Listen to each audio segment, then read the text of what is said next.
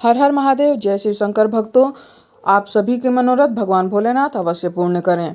भक्तों, परिवर्तनी एकादशी का व्रत बेहद पुण्यकारी माना जाता है। इस उपवास को रखने से मोक्ष की प्राप्ति होती है।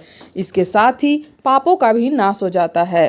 धार्मिक मान्यताओं के अनुसार इस दिन भगवान विष्णु और माता लक्ष्मी की पूजा का विधि विधान बताया गया है। पंचांग को देखते हुए यह व्रत इस बार 14 सितंबर 2024 को रखा जाएगा। प्रत्येक एकादशी का हिंदू धर्म में बहुत ही ज़्यादा महत्व बताया गया है। भाद्रपद माह के शुक्ल पक्ष की एकादशी तिथि को परिवर्तनी एकादशी के नाम से जाना जाता है। इस दिन भगवान विष्णु के वामन अवतार और भगवान गणेश की पूजा का विधान है। ऐसा कहा जाता है कि इस व्रत के प्रभाव से सभी पापों का अंत हो जाता है। हिंदू पंचांग के अनुसार यह शुक्ल पक्ष एकादशी 14 सितंबर यानी कल रखा जाएगा। जब यह पर्व इतना करीब है तो आइए इस व्रत की कथा सुनते हैं। भक्तों, सुनिए यह कथा। युधिष्ठिर कहने लगे कि हे प्रभु, भाद्रपद शुक्ल एकादशी का क्या नाम है? इसकी विधि तथा इसकी महिमा कृपा करके हमें बताइए। तब भगवान श्री कृष्ण ने कहा कि सभी पापों का नाश करने वाली उत्तम वामन एकादशी की महिमा मैं तुमसे आज कहता हूँ। तुम इसे ध्यान पूर्वक सुनो। यह पद्मा या फिर परिवर्तनी एकादशी जयंती एकादशी भी कहलाती है। इसका यज्ञ करने से वाजपेयी यज्ञ का फल मिलता है। पापियों के पाप नाश करने के लिए इससे बढ़कर कोई उपाय नहीं है। जो मनुष्य इस एकादशी के दिन यानी कि वामन रूप की इस दिन पूजा करता है उससे तीनों लोकों में पूज्य हो जाता है। अतः मोक्ष की इच्छा करने वाले मनुष्य इस व्रत को जरूर करें। जो कमल नयन भगवान का कमल से पूजन करते हैं वे अवश्य भगवान के समीप पहुंच जाते हैं। जिसने भाद्रपद शुक्ल एकादशी को उपवास और पूजन किया उसने ब्रह्मा विष्णु सहित तीनों लोकों का पूजन कर लिया। अतः हरिवासर अर्थात एकादशी का व्रत अवश्य करना चाहिए। इस दिन भगवान श्री हरि करवट लेते हैं, इसीलिए इसको परिवर्तनी एकादशी कहा जाता है। भक्तों, मुरलीधर के वचनों को सुन करके या वह राजा युधिष्ठिर बोले कि भगवान, मुझे अति संदेह हो रहा है कि आप किसी प्रकार सोते हैं और किस प्रकार करवट लेते हैं तथा किस तरह राजा बलि को बाधा और वामन रूप रखकर क्या क्या आपने लीलाएं की थीं। चातुर्मास के व्रत की कथा की विधि क्या है तथा अपने शयन करने पर मनुष्य का क्या कर्तव्य है, इसे आप मुझे विस्तार से बताइए। तब श्री कृष्ण ने कहा, हे राजन, आप सब पापों को नष्ट करने वाली कथा का श्रवण करें। त्रेता युग में बलि नामक एक दैत्य था। वह मेरा परम भक्त था।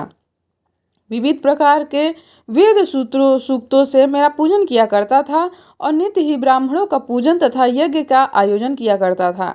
लेकिन इंद्र से द्वेष के कारण उसने इंद्रलोक तथा सभी देवताओं को जीत लिया था। इस कारण सभी देवता एकत्र होकर सोच विचार कर भगवान के पास गए। बृहस्पति सहित इंद्र आदि देवता प्रभु के निकट जाकर और नतमस्तक होकर वेद मंत्रों द्वारा भगवान का पूजन और स्तुति करने लगे। अतः मैंने वामन रूप धारण करके 5वां अवतार लिया था और फिर अत्यंत तेजस्वी रूप से राजा बलि को जीत लिया था। इतनी वार्ता सुनकर राजा युधिष्ठिर बोले कि हे जनार्दन, आपने वामन रूप धारण करके उस महाबली दैत्य को किस प्रकार जीता? तब भगवान श्री कृष्ण कहने लगे कि मैंने बलि से 3 पग भूमि की याचना करते हुए कहा कि ये मुझको 3 लोक के समान है और हे राजन, यह तुमको अवश्य ही मुझे देना चाहिए। राजा बलि ने इसे तुच्छ याचना समझकर 3 पग भूमि का संकल्प मुझको दे दिया और मैंने अपने त्रिविक्रम रूप को बढ़ाकर यहाँ तक कि भूलोक में पद, भूलोक में जंघा, स्वर्ग लोक में कमर, महल लोक में पेड़, जन लोक में हृदय, यम लोक में कंठ की स्थापना कर सत्य लोक में मुख, उसके ऊपर मस्तक स्थापित किया।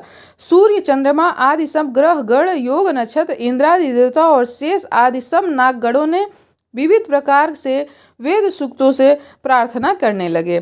तब मेरी राजा बलि का हाथ पकड़कर कहा, हे राजन, यह पद से पृथ्वी, दूसरे से स्वर्गलोक पूर्ण हो गए हैं। अब तीसरा पग मैं कहाँ रखूं? तब बलि ने अपना सिर झुका लिया और मैंने अपना सर उसके मस्तक पर रख दिया, जिससे वह भक्त पाताल को चला गया। फिर उसकी विनती और नम्रता को देखकर मैंने कहा, हे राजा बलि, मैं सदैव तुम्हारे निकट ही रहूंगा। विरोचन पुत्र बलि के से कहने पर भाद्रपद शुक्ल एकादशी के दिन बलि के आश्रम पर मेरी मूर्ति स्थापित हुई। इसी प्रकार दूसरी क्षीर सागर में शेषनाग के षष्ठ पर हुई। हे राजन, इस एकादशी को भगवान शयन करते हुए करवट लेते हैं, इसीलिए तीनों लोकों के स्वामी भगवान विष्णु का उस दिन पूजन करना चाहिए। इस दिन तांबा, चांदी, चावल और दही का दान करना बहुत ही ज़्यादा उचित माना गया है। इसके साथ ही रात्रि को जागरण करना इस दिन आवश्यक माना गया है। जो विधि पूर्वक इस एकादशी व्रत का पालन करते हैं वे सब पापों से मुक्त होकर स्वर्ग में जाकर चंद्रमा के समान प्रकाशित होते हैं और यश पाते हैं। जो साधक इस कथा को पढ़ते या फिर सुनते हैं उनको 1000 अश्वमेध यज्ञ का फल प्राप्त हो जाता है और श्री हरि की कृपा सदैव उनको प्राप्त होती रहती हैं। हर हर महादेव। जय शिव शंकर। भगवान विष्णु आप सभी की मनोकामना पूर्ण करें। भक्तों, वीडियो पसंद आए तो लाइक और शेयर करिएगा। चैनल पर नए हैं तो सब्सक्राइब कर लीजिएगा। कमेंट में जय श्री हरि विष्णु लिखना ना भूलिएगा। हर हर महादेव। जय शिव शंकर।